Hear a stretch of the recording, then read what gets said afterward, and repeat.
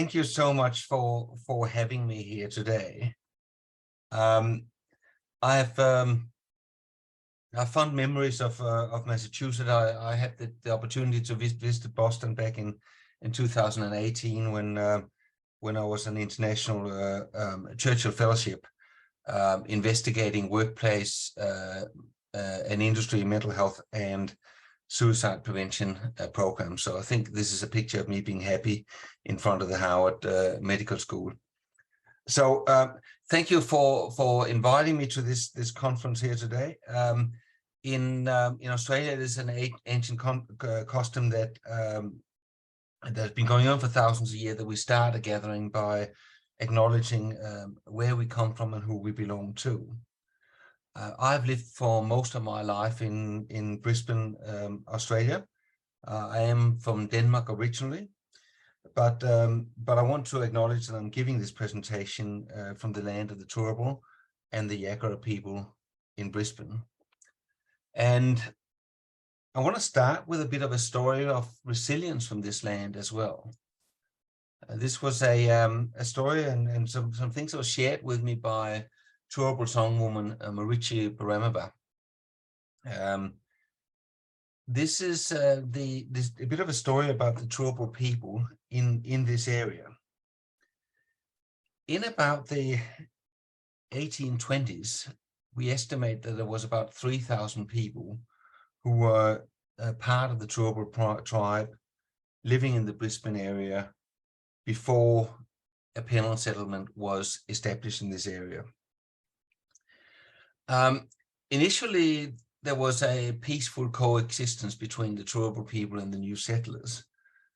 But after a bit of time, the settlers weren't quite happy with the land they settled on, and they wanted some of the better land. And that led to some conflict between the Turrbal people and the new settlers. The new settlers also brought a number of illnesses that there was no natural resistance to. And it led to pandemics or epidemics amongst the Turrbal people that started decimating the population.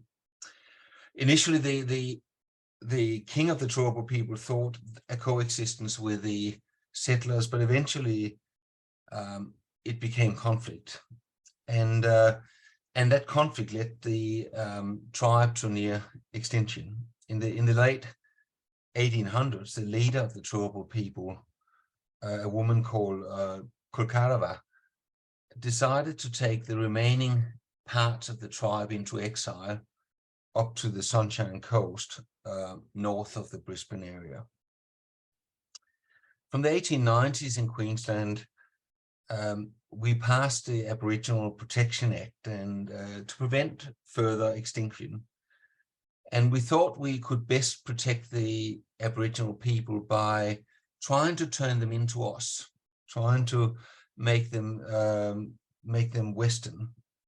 And that led to the internment of Aboriginal people into reserves. And the Turrbal people were rounded up and placed into the reserve near Cherbourg, about 300 kilometers from Brisbane. And there, the internees were subjected to significant cultural re-education. Christianity was imposed upon them. Their old beliefs were banned. Their local languages were banned. The local cultures were banned. Children were removed from their families and brought up in either foster care or in orphanages, with the view that we could teach them the Western ways, and that would be the best way to protect them. And that was also the case for Marichi, who was removed from her family. She was fostered to a family about 1,500 kilometers away in Melbourne when she was at the age of 12. Despite of all of this, the Turrbal people have maintained their connection with the land, their language, and their culture. Today, the Turrbal people counts about 50 members surviving, still maintaining their history still maintaining their connection with the land. And Marici is back leading a cultural revival of her people in that regard. Marici is an amazing woman in a lot of ways. She's quite an accomplished opera singer. She's a rock singer. She's a musical theater performer. And she is doing cultural songs for her community. She has a bit of a American connection as well. She was the first Aboriginal woman to perform at the Sydney Opera House in Sydney, of course, performing an American piece called Porgy and Bess. And she was also the first Australian to perform at the United Nations Goodwill Concert in New York in 1993. To me, that's a real story of resilience, about surviving against the odds. And I therefore want to start my presentation here today by paying my respects to the elders of the Turrbal tribe, those past, those present, and also those emerging leaders who are fighting to reclaim their guardianship, their connection, and the history upon the land where I live. I want to acknowledge all of you here that participate in this presentation as well. Each of your connection with your place and with your culture, whether you are a First Nations person living on your ancestors' land, or whether you're a migrant like I am, or descendants of migrants who I am, who've been allowed to share this land with First Nations people. I want to acknowledge each of you for the unique perspective that you will bring to today's topic. Some of us have expertise by reading big books with many words. And for other of us, our expertise is embedded in the scars we carry. This presentation is really about how we combine those different types of expertise we bring into interventions. I'm deeply grateful that you have decided to invite me to be part of this conference on the rise of resilience. And in this presentation, I really hope that I can achieve two things. Firstly, I hope I can make the case for collective and community resilience. I'm not denying that individual resilience is important. It's very important, and at times it's life-saving. But too much focus on individual resilience can individualize crisis and shift attention away from our collective responsibilities to support each other and to create healthy spaces. Secondly, I want to make the case for lived experience-led and experience-informed approaches to mental health and suicide prevention. And in doing that, I want to draw on my own lived experience, my own story in establishing mates in construction in Australia. So, as an overview of today's presentation, I want to talk about resilience, both personal resilience and collective resilience. I want to share with you a bit of my story from plumber to suicidologist and why that makes sense. And I want to do that by using an example from the construction industry and share with you some models for more resilient workplaces.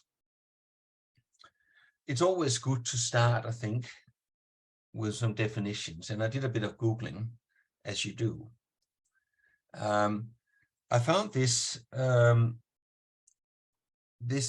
most of the sort of the definitions I find about resilience, they involve something like rubber balls or elastics and jumping back into shape and bouncing back from adversity. Below here's a definition I found from the American Psychological Association. that talks about resilience is a process and outcome of successfully adapting to difficulty or challenging life circumstances, especially through mental, emotional, and behavioral flexibility, and adjust to external and internal demands. So common threats associated with resilience are those of strength, of confidence, motivation, of protecting the self, of putting effort in, of creating change and having agility. And these are personal factors, of course, which would impact on how we engage with people,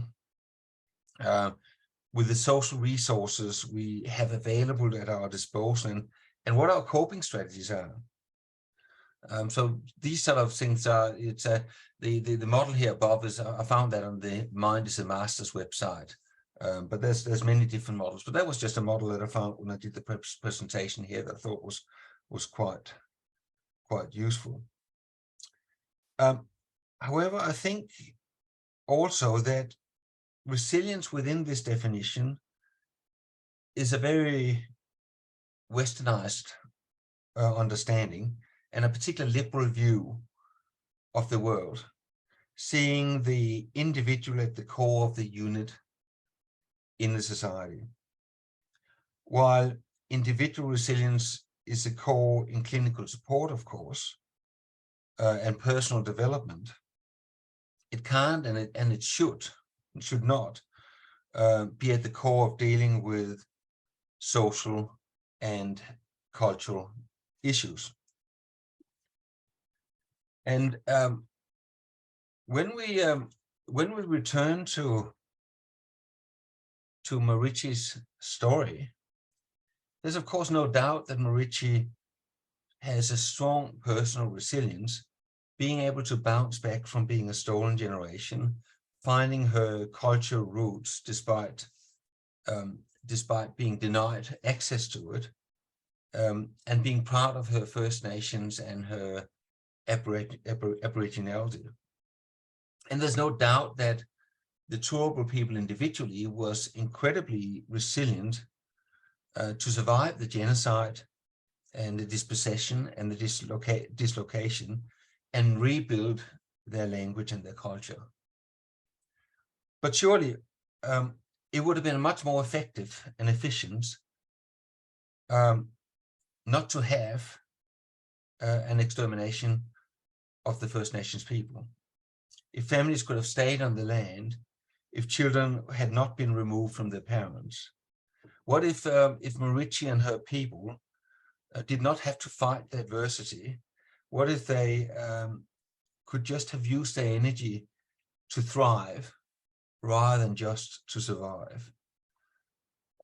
Maybe there would be more than 50 Turrbal people left today, as remarkable as even that is.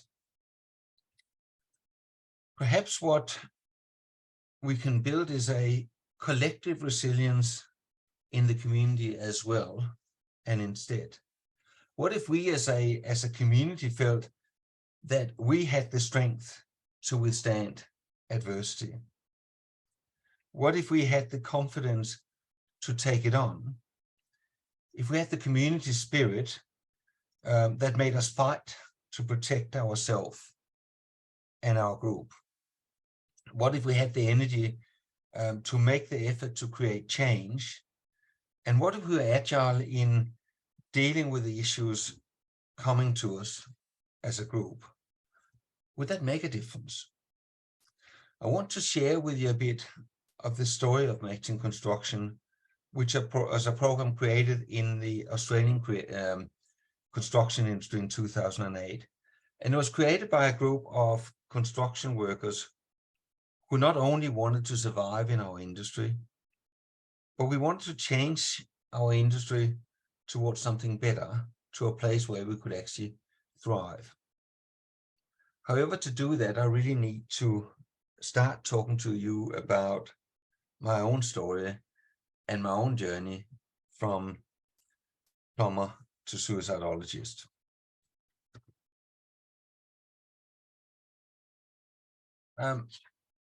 My background was in Denmark. I grew up in a very loving family, very supportive family. I had an older brother, I had an older sister. I was the youngest one, 6 years older sister, 10-year-old brother. So I was more of a toy than a threat to anyone else in the family. And so I grew up in this sort of very nice and very supportive household with a lot of resilience and support. But I absolutely hated school. I hated school with a passion, and I refused to engage. My mom and dad had this sort of, you either earn or you learn. So you can't leave school. You have to stay in school because you need to finish your school. You can't just. So I started walking the pavement and harassing all the businesses, small businesses in the area, all the different construction companies, until somebody either felt pity on me or took me on to try to get rid of me, and agreed to put me on as a plumber when I was 15. And I then went back to my mom and dad and said, I'm going on strike now. I can either have a good apprenticeship or a really poor exam. What do you want? And eventually they allowed me to leave school halfway through grade 9. And I started this plumbing apprentice when I was 15. And my life was made because the construction industry is an amazing place to be. It's really creative, and you have high social value. You know, like, people really value you when their toilet doesn't work and you can fix it. That's when you really know the value of a plumber. So I got to do all those kind of things as a young person that I never experienced in school. It was a small company. It was a family company. It was a father and son who operated the company. They had about 3 or 4 tradesmen and 2 apprentices. And we did sort of the repair work and minor maintenance and stuff like that. And it was actually amazing. And I did that for a number of years. But then it's sort of something, a darkness started settling on me. And it started feeling like I was living my life behind a plate of glass. I could see all those people around me, and sort of intellectually, I knew they loved me. I knew they cared for me, but I couldn't feel it, and I couldn't connect to them. And I sort of, it made me feel really guilty that I couldn't live up to this love they put on me. And it made me feel that they would be better off without me. Because I couldn't live up to those standards, I set myself on the thought that other people were setting for me. And eventually, that led me to try to take my own life. I eventually got diagnosed with a mental illness. I got to try lots of different drugs. I got to try mental health institutions, all sorts of things like that. And I thought I didn't want to do things by half, so I developed quite a significant drug and alcohol habit as well.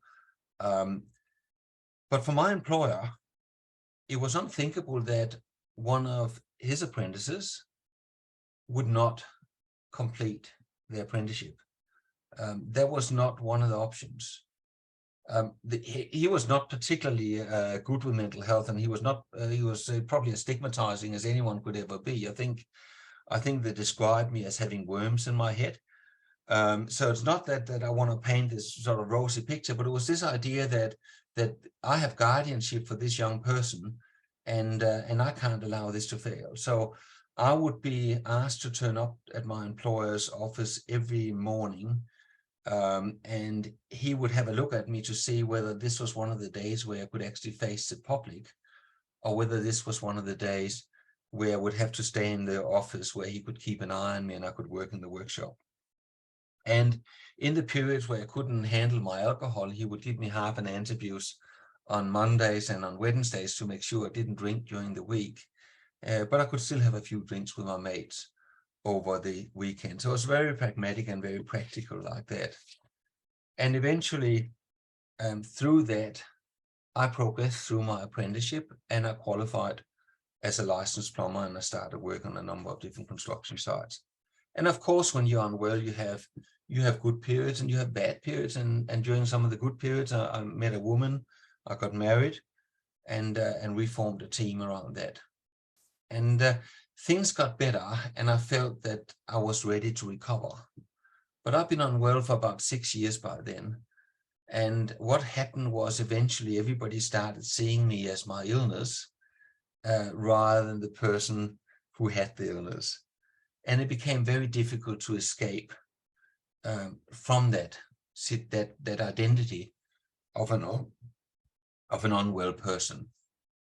So I talked to my wife and I said, we need to do something because I feel a bit like a straitjacket. I have to go out and reinvent myself as a well person. We talked a bit about what that would take. And we agreed that Australia would probably be just about far enough to be able to do that. So when I was 23, we moved to Australia together. We found out that my wife was pregnant, so we had our first son after we arrived here in Australia. And so I came down and started working as a plumber on a number of different construction sites in Australia. And of course, I did what I think migrants do so extremely well. I think that's actually our job. I pointed out to the Australians everything they did wrong and why they needed to do things more like we did in Denmark. And of course, the natural progression from that was to become a union official. And I became a union official with the Plumbers Union, and I was an official with the union for about 13 years. And during that period, I organized an area called the Gold Coast, which is sort of a few 90 kilometers south or 60 kilometers south of Brisbane, where I lived. It was a great area, great beaches. You could have your lunch on, good jobs with excellent members to work with. But I was driving down to the coast one day and I got a phone call from one of the workers on sites and said, Jorgen, do you know that Charlie died? And I said, no, that can't be right, because Charlie was only a few years older than me. No, he died. He killed himself. And despite everything I had gone through, you could have knocked me over with a feather, because that was not the mental picture I had of Charlie. Charlie was one of those guys that would sort of, a smart guy who would tell you if you're wrong, but also support you if you're right. When I came on site as a union official, the type of guy who sort of give you a sandwich if you got your lunch one day. But like what so often happens in our industry, we were running out of work, or the project was running out of work, and Charlie was given notice, and that happens all the time. And he said to his wife, well, I'm going to go down and see my parents and have a bit of time on the bench. I haven't seen them for a long time. And unfortunately, Charlie never came back because he took his own life in his parents' house. And as a union official, I thought, what's my role here? My role is to look after my members and their families. And what do I do here when this happens? I took up a collection on the job. I went to the pension fund and found out what support was available through the pension fund and all that. And then I went to Charlie's family and said, this is what the union can do with you. And I sat down with Charlie's widow, and I realized she wasn't really interested. That anything I could do was so utterly insignificant and insufficient to what the needs was. And the types of questions she was asking about was like, who's going to be the dad for our 3 daughters? Can we stay in this house? Can they stay in the school? And why? Why did they happen? If only, all those kind of things. Did anyone notice anything? It led myself and other people to start advocating and say, we actually have to do something about this, because it was, of course, not only me seeing, there was only other officials in the industry and other employers in the industry saw the same, that we went to funerals we didn't want to go to. And it led to a number of us saying that we need to find out whether what's happening in our industry is real, and whether it's what we should expect, or whether it's something we need to do something about. So eventually we commissioned a study by the Australian Institute of Suicide Research and Prevention, and they handed down their report in 2006 into the Queensland commercial building and construction industry, investigating factors associated with suicide and recommendations for suicide prevention. And we looked at that report and we said, gee, that's really interesting. Somebody should do something about it. And we then patiently waited for someone to turn up. what the report told us was that suicide rates in Queensland was about 4 in 100,000 women died by suicide each year. And again, we don't know whether that's a lot or whether that's not a lot. That's it's just a number, isn't it? But to put that into context, we knew that we lost 6 out of 100,000 construction workers died as a result of accidents at work each year. And we did a lot around workplace health and safety because, of course, we all knew that that was completely unacceptable, that people could go to work and not come home in one piece. So we all knew how much work we did around workplace protection and workplace health and safety, and yet we still lost 6 out of 100,000. 8 out of 100,000 people died in traffic accidents each year, and again, we had speed cameras and we had better cars, and we did a whole heap of things to try to prevent that because we know the harm and the hurt and the trauma that is caused by what's happening in the traffic. About 15 out of 100,000 men die by suicide in Queensland each year. And again, into context, it seemed like a lot, but what does it mean? What the ASOP report told us was that suicide rates amongst construction workers were about 40 in 100,000. And that particularly the young workers were the ones who were at the highest risk of suicide. And that became a real wake-up call for us as an industry, saying that, you know, there might be something happening that talks about what it is to be a man, and that might create these suicide rates. But as an industry, we needed to own the difference. We needed to take on ownership of that and say, we need to do something. That is our issue. That is our problem. And we still waited patiently for someone to turn up to do something about it. Until we realized perhaps someone was us, that we actually as an industry ourselves had to take this on and had to own this as a problem. By then I decided that it was time to have a midlife crisis. So I tossed in my job in the union and I bought a backpack. I was going to travel through Asia and find myself and whatever else I could find. So people came to me and said, well, actually what we want to do is we want this to be an industry controlled initiative. We want to be take control of this ourselves and then pull in the appropriate professionals. So people came and said, can you just run this as a project, find out who we can engage to fix the problem, take on board the report, find the right people to fix the problem for us, and then you can move on and have your midlife crisis. So in 2007, I agreed to do that, to take on the construction industry suicide prevention project. And the starting point was really to say, how do we see ourselves as an industry? Like, how do we see ourselves as workers? How do we see ourselves as employers? How do we see ourselves as an industry? How does mental health professionals see us? And form a picture about what that actually looks like in order to find out what it is we needed. And we thought, of course, what we need to do is we need to be able to look at ourselves, warts and all, paint a realistic picture of ourselves, perhaps, rather than the image we really want to see. So we went out and we talked to construction workers, and they talked about an industry with a complete lack of job security. They talked about an industry where, as a plumber, if you start work in the morning, you're told you finish up in the afternoon. That's job security, 8 hours notice. If you're casual, you only get 4 hours notice.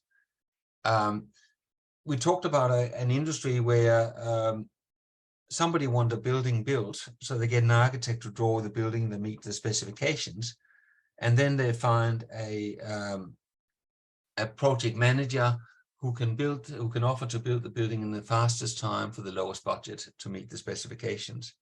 And they then engage a builder who can build the building at the fastest amount of time at the lowest cost to the specifications.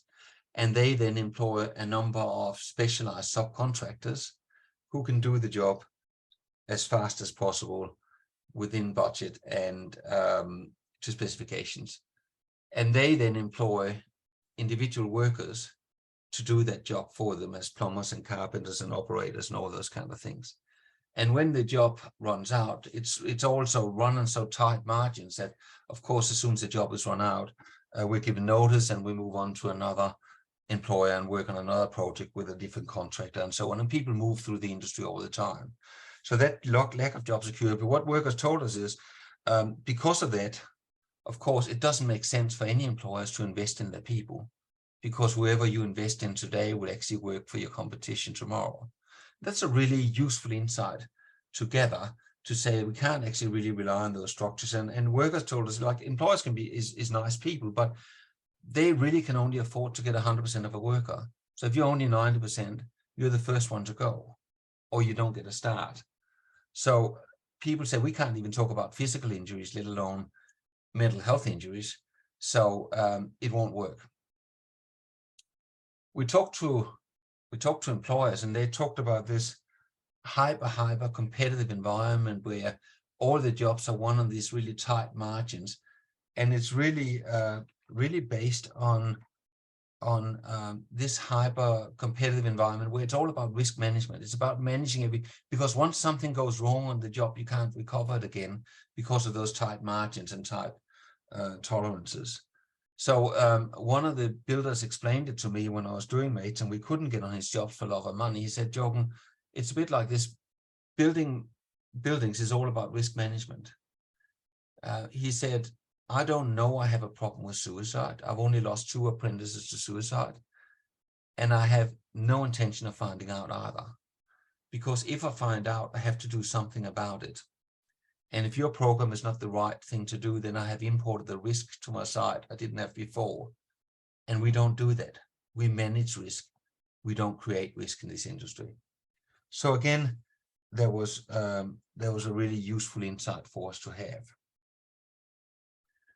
We talked to the industry parties, the unions and the employers. And if you know anything about industrial relations in the Australian construction industry, you know that it's a very hard-fought space. It's with frequent disputes, frequent underpayments of wages, frequent agreement breaches, strikes, and so on. So it's a very conflictual scenario. And the issue, of course, is that anything coming from the unions, employers would not really allow on site. And particularly back in 2007, we'd just been through a period with a very conservative government that had limited a lot of union rights. And employers were not in the mood to allow any organization to actually increase those rights on sites as well. And at the same time, workers on site wouldn't trust something coming from the employers because of that relationship. So this idea of lack of trust meant that, you know, if it was too closely associated with the unions, they wouldn't get access to sites. And if it was too closely associated with the unions, then with employers, then workers wouldn't trust it. So again, that insight was really useful to us as well. The other part, we talked to mental health professionals, and they talked about this complete lack of help seeking, about workers in the industry being really poor at seeking help, and men being really poor at seeking help. And we tried a whole heap of things in terms of actually increasing help seeking amongst men without any real support, real results. And of course, often what we see is that, you know, we have this picture of men with very high suicide rates, much less likely to seek help, having a culture often where we see talking about mental health as a weakness, or speaking of being attention seeking. All those kind of things are things that are often attached to men and men's attitudes and views around mental health and suicide. Now, when we try to reach men, what often happens is that we try to reach men as a victim, as the poor men that all of this stuff is happening to, or we try to reach men as uninformed. And what we need to do is we need to inform men. And if we could just tell men about the the errors of their ways, and then we will become better, and then we will seek help and do what is required. And that hasn't been really effective as well. Or we try to reach men because men are dumb, that we need to dumb the messages down, having colorful cartoons and speak with gutter humor in order for men to understand it, because we're not really smart. Or perhaps we talk to men as toxic, and we just need to deal with this sort of male toxicity, and then things will be all right. And of course, it's true, some men are victims, some men are uninformed, and let's face it, some men are dumb. Let's face it, some male culture is toxic. But the question is that the best approach to reach men with? So what we had when we did that sort of scan of our industry, we had an industry that had lack of job security and therefore low connection between workers and employers. We had a hyper competitive environment where employers felt that they couldn't take on another role, another job on top of everything else. They had to manage risk. We had a fractured relationship where there was low trust between unions and employers at an industry level. And we had past history of failure to seek help amongst men, and whatever we tried had never worked in the past. So we looked at that and said, gee, that is really encouraging. How can we not succeed with all of that going for us? We'll say, well, what have we actually got going for us? What if we take a strength-based approach? What about if we actually try to say, what are we going on in our industry that talks to our strength and our confidence as construction workers? What can we do to motivate ourselves? What can we actually do around this program to make it us looking out for ourselves, protecting each other, putting the effort in changing and being agile around it?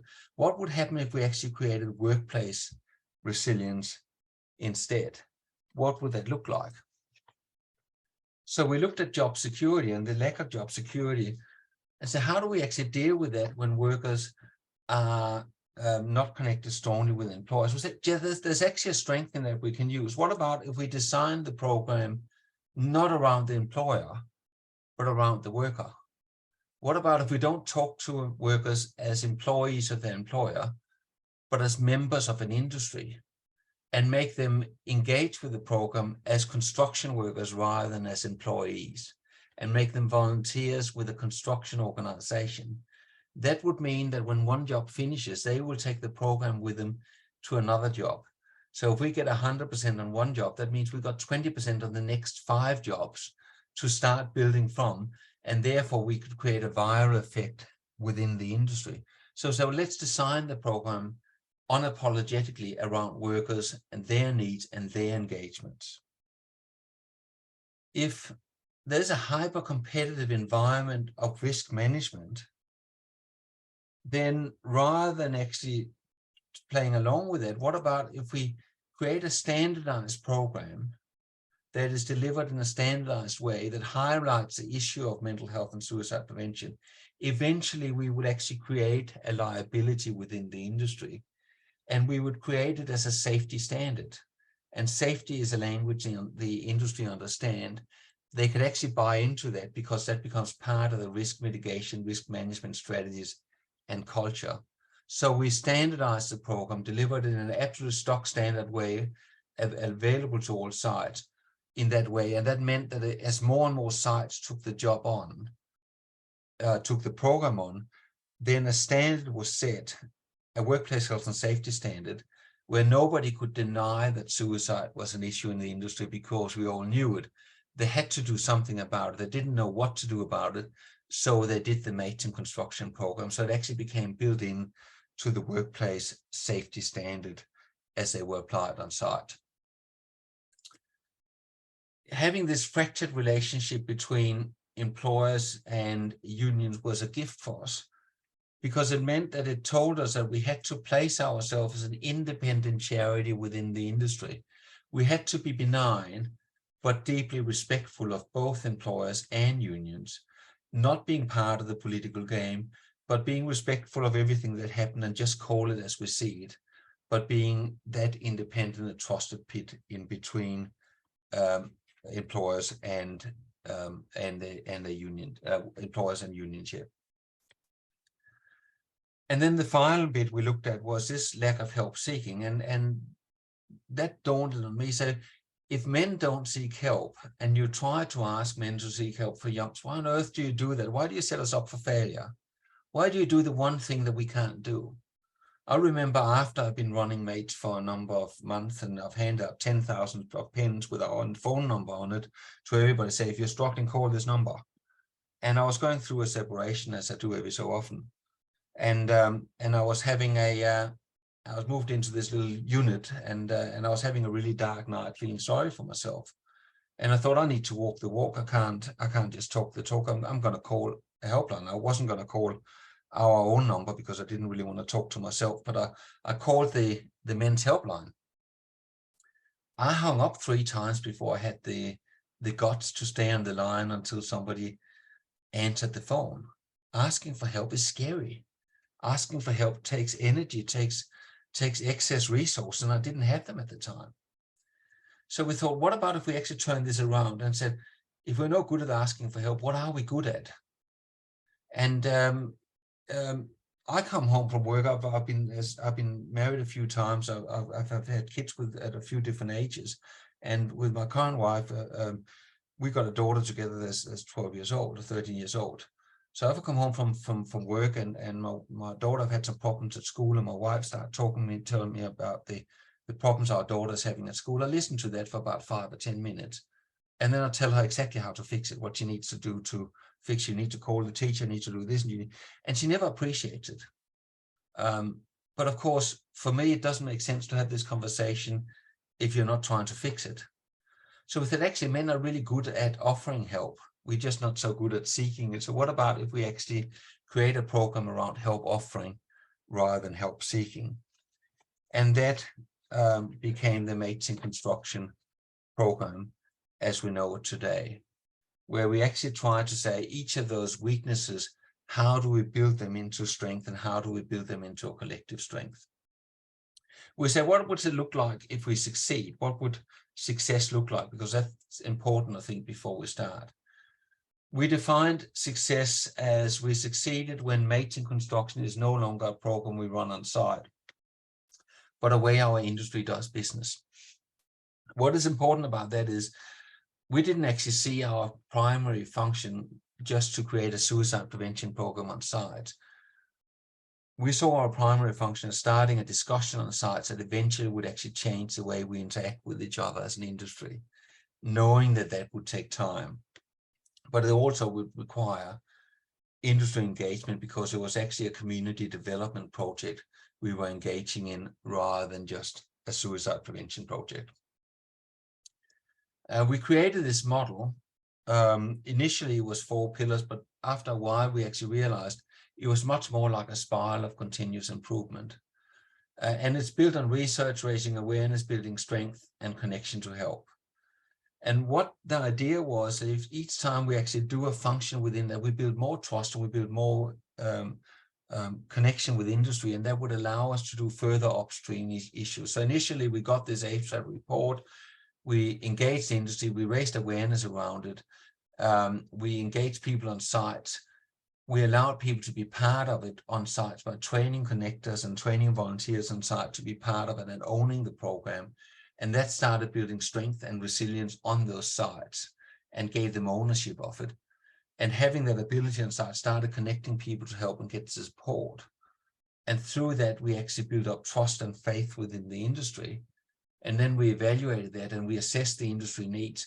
And the industry by then had faith in us to say, well, actually, we want you to help us take this further. And we could then start the process again. And then we look at further upstream things like building a blueprint for better mental health, intervening amongst apprentices, doing stuff around critical incident management and things like that, so upstream things. So that's sort of and the idea is to have a process of continuous improvement rather than a program we deliver in a stock standard way. So it was always designed for continued evolvement and change over time. So how does the core of the program work? It works a little bit like this, that workers will go to work even when they're having a bad day. There's so much of our hope that sits in this ability to make money, because money is a means for just about anything we want to do in our society, isn't it? In the construction industry in Australia and perhaps in America as well, we actually have a lot of good resources available to us, really good support available to us of different types. But when you are in that dark space, reaching out to that takes energy, takes an enormous amount of energy that you just haven't got when you're struggling. So perhaps it's not mental health you're Googling when you're really having a down day. So what we did with the MATES program, we had field officers, and they would simply just go from site to site. And they would just go to a site and knock on the front door and the gate. They would talk to the project manager, and they would say, can we run the MATES program on site? Early days, most people said no. But every so often, there was a project manager who might have lost someone to suicide, might have their own lived experience of suicide, and said, okay, you can run the program on my side because it's important to me. We delivered the program free of charge, so we never charged anyone for giving the program to them. We did the training, everything free of charge. And the importance of that was that when we spoke to that project manager, they didn't have to send a purchase order to head office in order to get us on site. It could be a local decision. And we do industry stand-downs all the time around safety and getting people together in toolbox talks. So this idea to get people together to talk about an important issue fitted quite well in with the industry culture already. So if the builder said, yeah, you can do it, then the field officers would say, can you gather everybody on site? And we want to run a 1-hour MATES in construction general awareness training. What we used is, we used this idea of anger, hope, action. So in other words, if we wanted to motivate people to change, we make people angry about the status quo, we give them hope that things can be different, and we give them something concrete to do about it. And that's a technique for motivating people. It's based on the social identity model for a collective action. And it's a model of supporting diffusion of mental health innovations across an industry. And what we're really talking about is, we're talking about this idea of taking people on the journey of creating stronger sites, about saying suicide is a preventable problem we are facing in our industry, and it's not right that we have these suicide rates, and we need to do something about it. We need to own this. And what you can do is you can look out for your mate. And this is what it looks like when one of your mates are struggling. See, we don't use the F word a lot in the construction industry. We don't like to talk about our feelings. So we talk about what it looks like when somebody else is struggling, because that's a lot safer and a lot more okay. We actually happens to also learn what it feels like when you know what it looks like.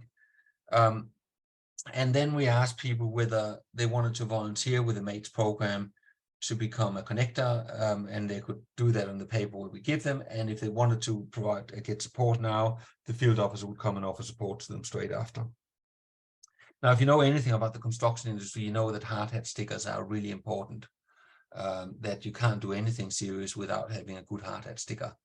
So once people have done that training, they get a white hard hat sticker, and everybody had that hard hat sticker on their side, on their hard hat, reminding us that this is a joint journey we're on, and we're doing this as an industry.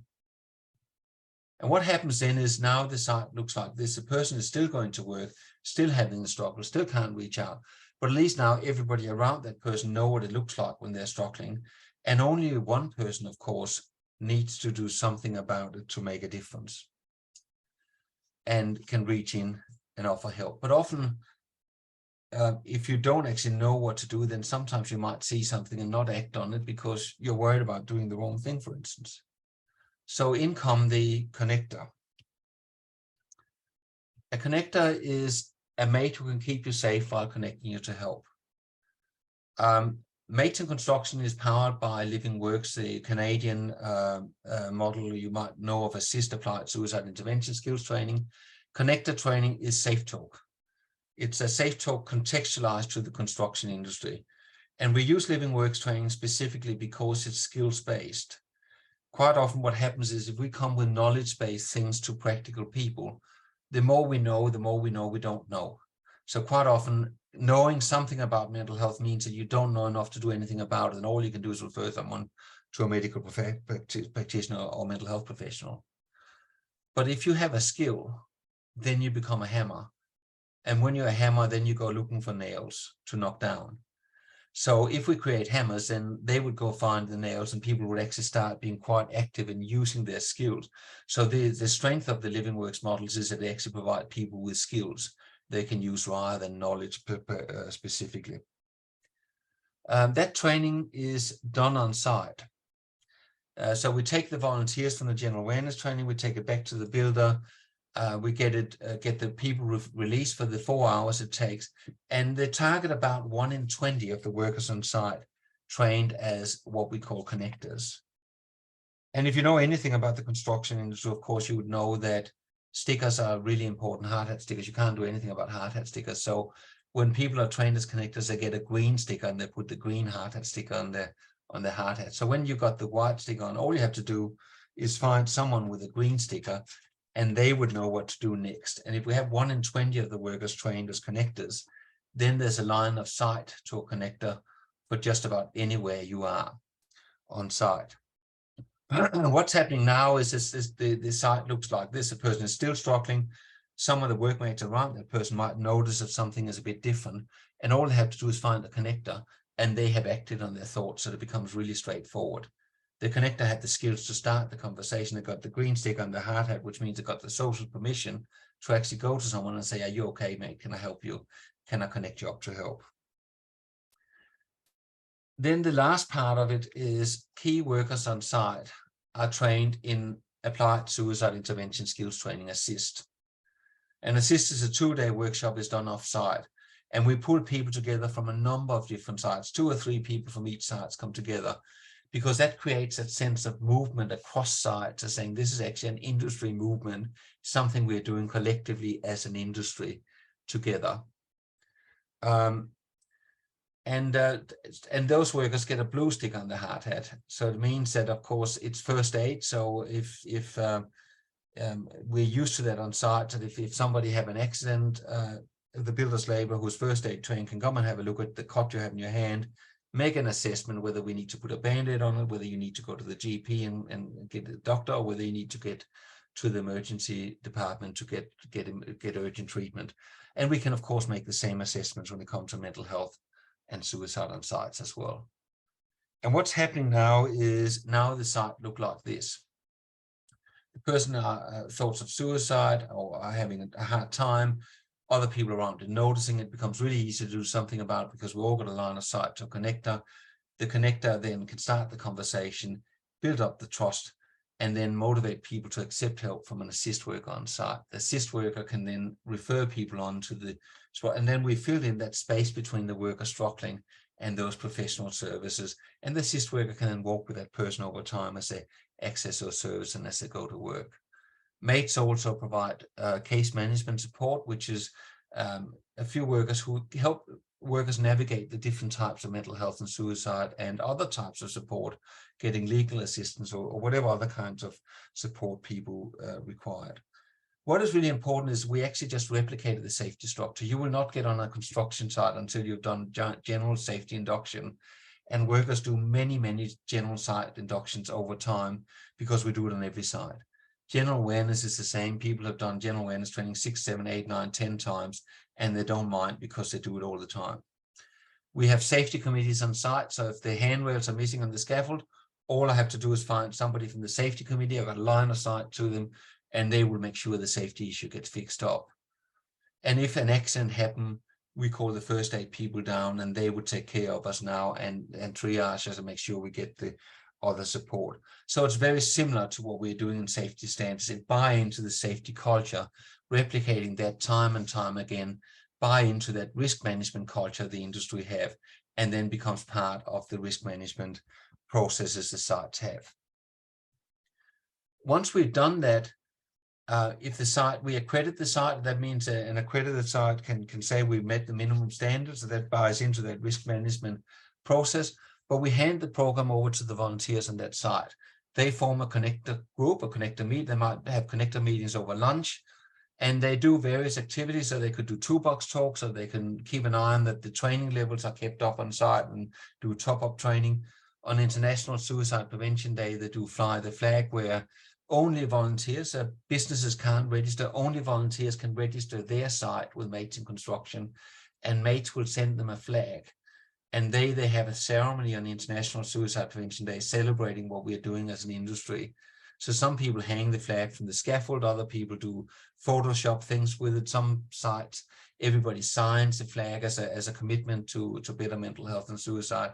So at last Fly the Flag Day, there was 160, 170,000 workers registered directly to participating in that, each of them doing local mental health and suicide intervention activities on their sites. So to reflect back again what we're talking about, we actually engaged with workers to be the ones who disseminated the program. We created Mates as a safety standard. We made Mates an independent charity that were trusted by both workers and unions in the industry. And we focused on help offering rather than help seeking. What happened by being that independent organization? It meant that in 2016, a number of employers came to Mates and said, you have the trust of us, you have the trust of the unions. Can you facilitate a roundtable for the industry so we can talk about mental health and well-being generally, and find out what we want to do further in terms of mental health and suicide prevention? So we did that in Sydney. We had 57 industry leaders coming together, the most senior people at the union movement, the most senior people from the employer association, representatives of the largest builders and the most important builders across the country. And the good thing about putting 57 men, because it was predominantly men in a room, was there was lots of testosterone.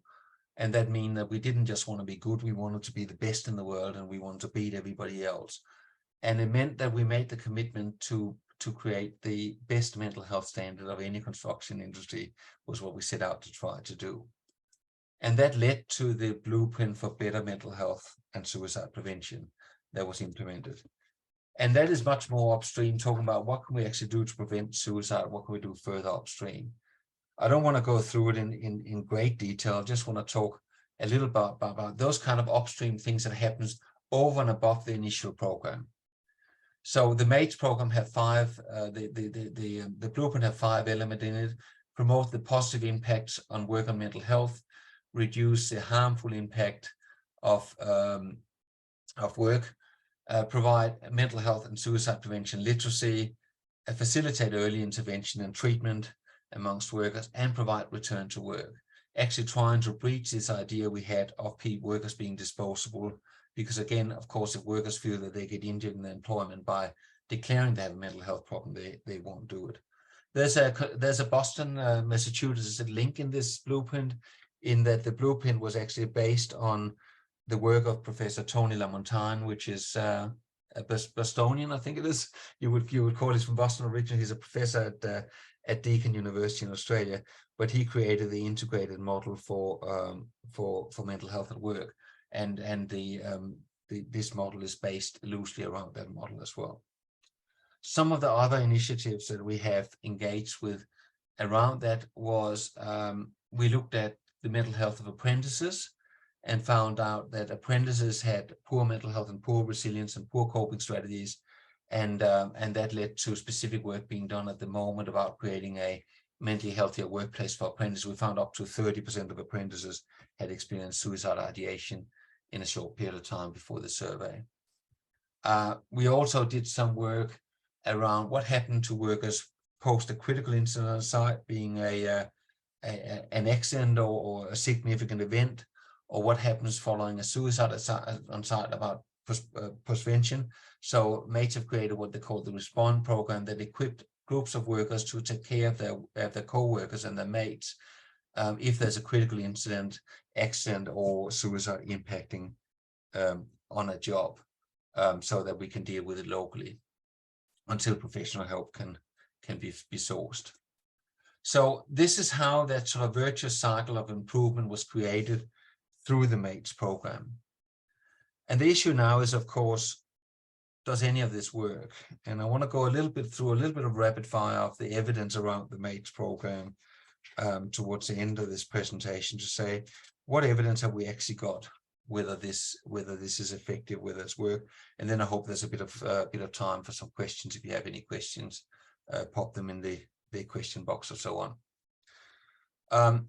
So what we know, here's an article that was written by Anthony Jorm that looked at suicide rates in Australia over time. And what he noticed was over the last 30 years, actually suicide rates in Australia have remained remarkably consistent. If anything, increased a little bit of late. And then he overlaid that with all the initiatives that we have done in the industry in terms of means reductions, in terms of national plans, in terms of services for young workers, depression awareness, all those kind of things that happened, media guidelines, but lots of things have happened in terms of suicide prevention. He said, we have never invested as much in mental health and suicide prevention as we are today. We have never treated as many people for depression as we are today. We have never prescribed as many antidepressants. We have never counseled as many people as we are today. And despite doing more of everything, suicide rates are not really changing. And he posed the question, would that mean that suicide rates would actually have increased if we had done nothing? Or does it mean that what we're doing is not as effective as it should be? The true answer is we don't actually know, but we really need to ask the question is what we are doing actually working? Now, this is some of the work I'm doing in terms of my PhD. I'm working on a systematic review of the evidence for MATES that I hope to get published very soon. So here's some of the sort of initial findings from that. So we found about 12 studies. So this slide should actually need to be updated because there's one more since then. We found 12 studies that was in the peer-reviewed article that directly evaluated the MATES program. Most of them were from construction. There was 9 of them from construction, 2 from mining, and 1 from the energy industry. Most of them were looking for at specific programs or specific modules within the MATES program, the general awareness training, the MET training, which is a general awareness training for small sites rather than bigger sites, the connector training, case management, and the whole of the workplace. Most of them were quantitative. There was also some mixed methods, and there were some studies based on coronial data. Most of the studies were immediately pre to post, but there was also a longitudinal study, and there was a study done over pre 6, 18 months, looking at workplaces overall, but they weren't case matched, so they weren't longitudinal. There were 3 studies that looked at suicide rates and relative risk over time. There was a health economic evaluation, and 1 study had a comparison group. So the quality of the studies were not perhaps the gold standard, but they were as good as they can be for a intervention of MATES nature. What we found from the study was that MATES improve mental health literacy and reduces stigma. That's pretty clear from the evidence. There was a number of studies, 7 studies that found immediate pre to post improvement. The modality of the delivery of that anger, hope, action model, whether it was done through general awareness training or MET training, which is much more conversational, did not make a difference. That most of the parameters had a significant deterioration, a time effect over time, that a lot of it comes through training effect and then it wears off quite fast. But the key messages around MATES in terms of supporting your mates and using a connector and so on was retained longitudinal over 3 months. Also, that when we looked at the workplace over 18 months, we could measure a significant impact on mental health and suicide prevention literacy over the period of time, indicating a long-term impact. We also looked at saying that people's demographics did impact on how people receive the message, which meant that we have to be constantly aware of how we talk and who we talk to and what we say to make sure that it connects well with the people, with the target group, because skill level impact on how people understand the message, age, gender, lived experience, all of those kind of things actually impact on how people understand and what people's mental health literacy is pre and post the MATES program. We've done a number of studies where we've asked people about help-seeking intentions and where they would be most comfortable seeking help and support. And what all the studies across mining, construction, and energy, there's 4 of them in the peer-reviewed literature, all of them points to that workers have a strong preference for informal help resources. So friends, relatives, work colleagues, mates are the preference. And also equally, what all the studies told is that supervisors are the least trusted people when it comes to a help-seeking, help-offering resource. So quite often when we design workplace programs, we focus it around supervisors, and it's not supervisors are good people. There's lots of good supervisors, but there's a role conflict that can mean that quite often workers don't necessarily see supervisors the same way as we might see them from a business angle, and therefore perhaps don't have as much faith and trust in them as we have. When we looked at connectors, we looked at connector training and found it improved mental health and suicide prevention literacy, which is not surprising really. It increased help offering, intention, and confidence. Again, that's very much what we would hope to do, and it's nice to see that it did that.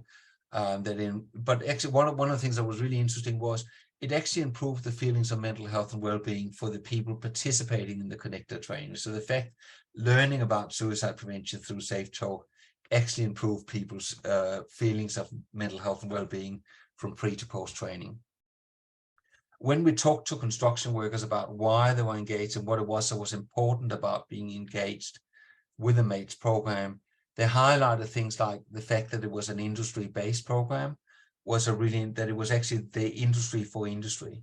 So the way that MATES is placed within the industry, which says, well, some construction workers are bricklayers, some construction workers are carpenters, some construction workers are architects or engineers. We're all construction workers. We are construction workers who do mental health, but we are construction workers. So the fact that it was an industry-based organization was important. The fact that it was easy to participate, that it was accessible to everyone, skills-based was important. It's delivered with passion, that the field officers all have lived experience. So their construction workers with lived experience sharing with the workers was really important. And that we were joining up to have collective impact. All of those kind of things were really important in terms of why people engaged as volunteers with the MATES program. When we looked at why people engaged in help seeking or help acceptance within the industry, we found that, not surprising again, that case management demand had increased with the program distribution. The main referral source had actually changed from self-referral to other people referring people, and the main referral source are unions, connectors, and employers, so peer-to-peer referral. And when we talked to a case management client about what was important to them deciding to engage in help and support at this time with MATES in construction, they said it was really important that it was industry language, that it was their people speaking to them. It was really important to them that the program was actually embedded in the industry as part of the industry and not external to the industry. It was really important to them that it was peers taking leadership, that it was peer connectors, peer assist workers on site that shared their own experiences and led activities on site, and that it was peer field officers who go out on site and supported workers on site. And they found it particularly useful and strong when workmates advocated for help seeking using their own lived experience based on having struggled themselves or having connected workmates to help where they saw it helped. What do we know about suicide rates? There's some earlier studies in the 2016 study that found about an 8% reduction of suicide rates in Queensland over the first 5 years. I do know that there was not statistically significant due to the distribution at the time. Another study from 2016 found that the relative risk of suicide had actually decreased in the construction industry to 0.94, so a reduction of almost 10% of relative risk of suicide. And the return on investment for the MATES program was $4.60 per $1 invested.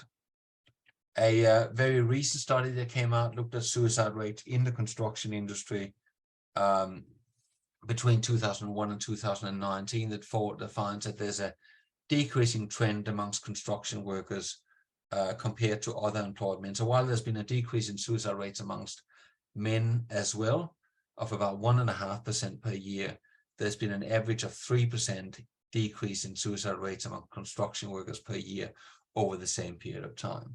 So some of this could be down to better economic conditions leading to more work and so on, but some of that could also be down to some of the initiatives being done within the construction industry, like Mates in Construction and other programs run within the industry. A little bit of the things that I've found so far in terms of my own studies, and this is very preliminary. It's based on 6 or 7 interviews, so it's very early days yet. But what have really come out through those interviews that the relationship between field officers and volunteers, so connectors and assist workers, are really extremely important in motivating people to be engaged as volunteers. An unexpected part of this was that when we create an expectation of help offering within a community, what people say is that actually also is matched by an expectation of help acceptance. To say that if we as an industry take on suicide collectively, all of us together, then my role of this is to offer help to you when you're struggling. And your responsibility in this is to actually accept the help when it's given to you. And that lived experience and duty to industry are really, really important motivators for people to engage in the MATES program and to be volunteering and to take it from side to side and those kind of things that sits within the MATES program. So I suppose a few lessons or considerations from a plumber in the industry is that we need to build stronger community, not just stronger people. That what we actually have to do is we have to, by all means, we have to work with individuals to be able to stand with adversity, but we need to band together to actually prevent adversity as communities looking out for each other. That we need to build programs from a basis of lived experience, because lived experience would help us see things we can't see as practitioners. And we have to be humble when we do that, actually allow programs to be lived experience led and experts informed. And we need to create movements, not events, when we do suicide prevention and mental health. And finally, in case you got insomnia, here's my my resource list of some of the stuff I've been talking about here today. And I'm, of course, more than happy to take any questions if there's any questions from the audience. But thank you so much for listening to me so far. Thank you so much, Jorgen. So much valuable, helpful material and information that you shared. So we do have a few minutes if folks want to put questions they may have into the chat for Jorgen. You know, I'll just say, I mean, so much valuable information, Jorgen. It was really interesting what you were saying about team members would be least likely to go to their supervisors for help seeking if they were struggling, and wondering what your thoughts are about how could that perhaps that connection be strengthened. Is it, from your perspective, is it that supervisors could benefit from more preparedness around being supportive? No, I actually think that supervisors are very good at what they're doing, and we should have supervisor training to actually allow supervisors to do their role. But supervisor's role is to supervise, and then we might have other avenues for supporting and seeking help from each other.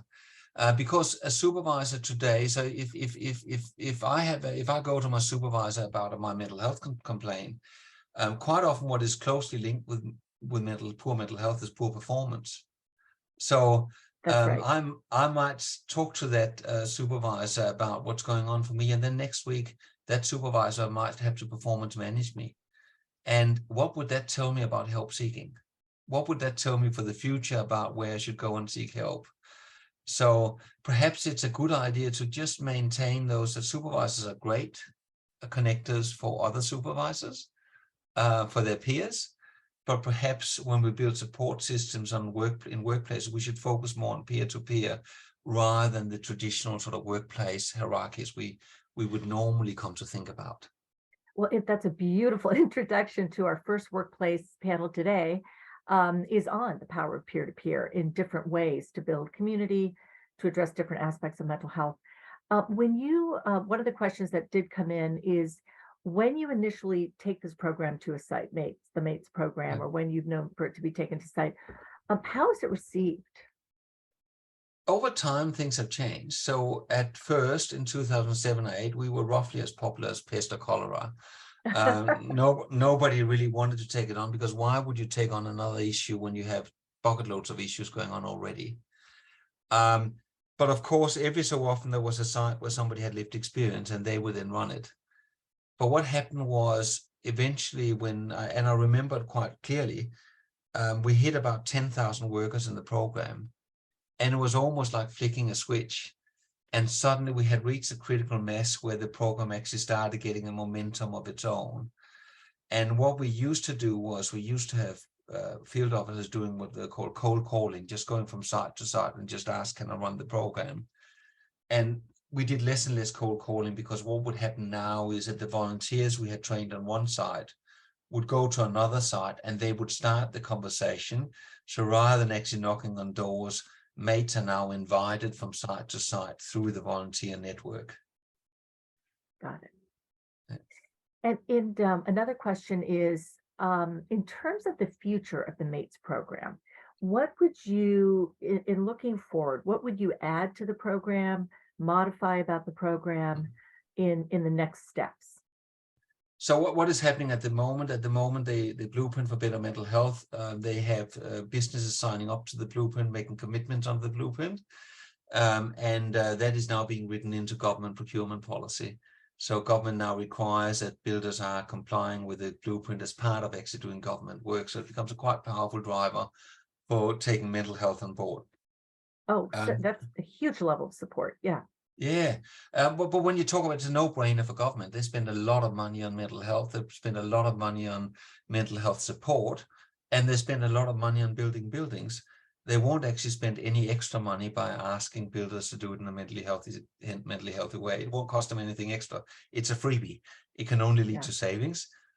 The other thing that mates are looking at is apprentices. That one of the surveys showed that the mental health amongst apprentices really was not very good. And so they're running out an apprenticeship program, which again based on how do we put peer support around apprentices. And the final version they're doing at the moment is what they call the Respond program. And the Respond program is about having workers on site who are trained to say, how do we support our workmates if the site is impacted by a critical event? So if there's a mass redundancy, a company going broke, a serious accident, a fatality on site, what's the right thing to do until we can get the professional support on site? So we then have a level of the program called Respond, and that would be the people we turn to when we are in crisis. And again, it's a peer-to-peer support model. And so if when there is, I believe I've read this a while back about the MATES program, it's one of the things that I really found to be just so important is if there is an incident on site, if there is a peer support person that is impacted by a loss, by a critical incident, can you talk a little bit about how support is provided to that individual or that team? So mates have field officers. So the field officer's role is to support the volunteers on site. So they have a network in each of them, and it comes out, it's very important they have a very strong relationship with those volunteers. Volunteers also support each other through those mates, through those connector meetings. So that is actually built in, that they provide a peer network for each other as peers. And mates is then backed up. We have case managers, so that when individuals are identified as being having struggles or having issues, they can be referred through to social workers employed by mates that would then help them navigate the system. Say, can I find a counselor for you? Can I find a legal aid for you? Can I help you engage with Social Security? Whatever it is that people have that is really stressful for them. So they then support them to do those connections. Got it. So we have a couple of questions that have come in that both have to do with women in construction, which I find to be a completely fascinating aspect of construction. So let me just kind of share both, because I think they're kind of going to the same question. Did you find that females dealt with the same stigma that men did regarding suicidality? And related to that, any gender-specific observation during implementation in terms of how women were responding to the material in comparison to men? What we know is that compared to participants in training, women are more likely to become volunteers, so they're more likely to be connectors and assist workers, proportionate to their size in the industry. When we look at them in terms of case management, they are represented in case management at the same rate as men are, proportional to the number attending and training. So there's no, when we have looked at suicide rates, so we know that underlying male suicide rates are higher than female suicide rates by normally a factor of 3 to 1. But female construction workers had significantly elevated suicide rates compared to other women as well. So it appears that a lot of those, what do you call it, characteristics we have as construction workers goes for us for both male and female. What we have with women in the industry as well as being such a, particularly amongst the lower skilled workers, women are better represented amongst the higher skilled workers in the industry in terms of architecture, engineering, and things like that. But amongst the blue collar workers, laborers and stuff like that, women are a small minority, and that provides a whole heap of other stigma and discrimination as well that is problematic on top of everything else. Yeah, that makes sense. That makes sense. I know in the United States, there's several national organizations of women in construction to support their specific needs. Another question that's come in, have you found ways to share stories of people seeking help that are appropriate to encourage others to do the same? We didn't actually have to do it. Workers found that themselves. So what happens, and that comes through when we are talking to case management clients, and that's some of the studies we've done, is that they've talked about how the stories of co-workers told on site about help seeking and help offering really motivated them was a strong motivating factor in them seeking help. So I think this idea of peer stories are really, really important of people sharing that this happened to me. Is it all done in a perfectly safe way? I don't know that we can say that it is, because it happens organically, and it would happen whether we liked it or not. When people are passionate about something, they would share. But certainly we know that it's a very strong motivating factor that people stand up and say, this was what happened to me when I was struggling.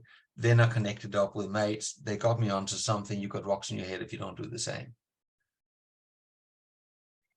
And when we think about, I know that you are also working with the mining and the gas and manufacturing industry. One would think that it would be very comparable. Are you finding any differences that are striking to you in working with across the different populations? Yes, and for mates, each new industry is a re-engineering. It's about going back, asking for the same questions about what's actually happening in this industry. So a strong feature of the mates of the construction industry is this itinerant workforce.